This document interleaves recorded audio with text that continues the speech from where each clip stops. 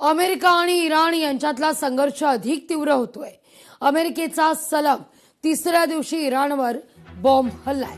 Trump यांच्या आदेशानंतर अमेरिकेची कारवाई आहे। इराणकडूनही जहाजं आणि अमेरिका तळांना लक्ष्य केल्याचा दावा आहे।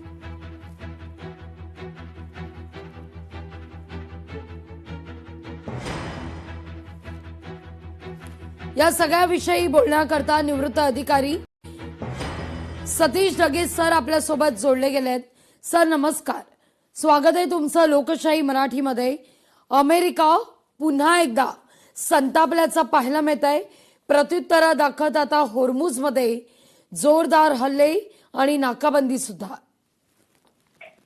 नक्कीच लागवी, माझ्या मते होर्मुझच्या सामुद्रधुनीची वर्चस्वाची लढाई ही आणखीनच पेटत चाललेली आहे। एका बाजूला मागच्या काही काळापासून इराणनं स्पष्टपणे भूमिका घेतलेली की होर्मुझची सामुद्रधुनी आमचीच आणि त्यावर जो आहे आम्ही टोल आकारणार, $1 प्रति बॅरल असा टोल आकारण्याची इराणची तयारी आहे। तर दुसऱ्या बाजूला अमेरिका म्हणतोय की या होर्मुझच्या सामुद्रधुनीमधून ज्या व्यावसायिक जहाजा जातात त्यामधून जाणारा जो माल आहे त्यावर 20% टॅरिफ आम्ही त्या ठिकाणी आकारणार। म्हणजेच आखाती देशांचं तेल असो किंवा ज्या होर्मुझच्या सामुद्रधुनीतून होणारी आयात निर्यात, ज्यामध्ये भारताच्या जहाजा असतील, त्याचबरोबर जपान, साऊथ कोरिया यांचा सुद्धा त्यामध्ये समावेश असेल, त्यांना एक प्रकारे याच्या माध्यमातून त्या ठिकाणी फटका बसेल।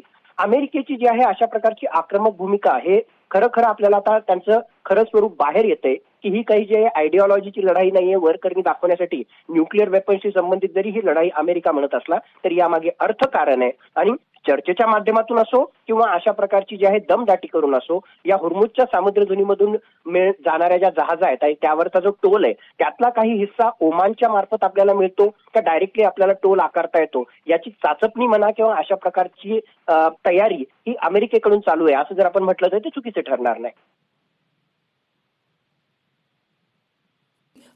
सतीश सर, आता या सगळ्या घडामोडीनंतर कच्चं तेल असू दे, सोनं असू दे किंवा भारतीय रुपयाचं डॉलरच्या तुलनेत सतत होत असलेलं अवमूल्यन असू दे किंवा शेअर मार्केट, येणाऱ्या काळात याचे दुष्परिणाम अधिक वाढण्याची शक्यता आहे।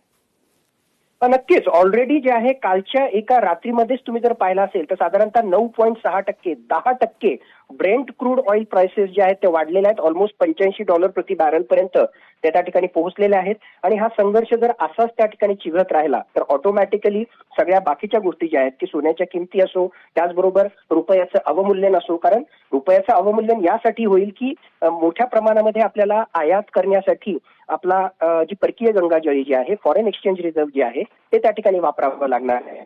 त्यामुळे जे आहे डॉलरच्या कंपॅरिझन मध्ये भारताच्या रुपयाचं जे आहे त्या ठिकाणी अवमूल्यन होणार आहे। एकूणच हे जर युद्ध त्या ठिकाणी चिघळलं तर महागाईचे वारे जे आहेत संपूर्ण जगाला जागतिक आर्थिक महामंदी म्हणा आणि त्याच्या सोबतीला महागाईचे वारे हे भारतामध्ये सुद्धा त्या ठिकाणी येऊ शकतात। हे आपल्याला आज घडीला नाकारता येणार नाही। सतीश सर, धन्यवाद आमच्याशी संवाद साधलात त्याबद्दल।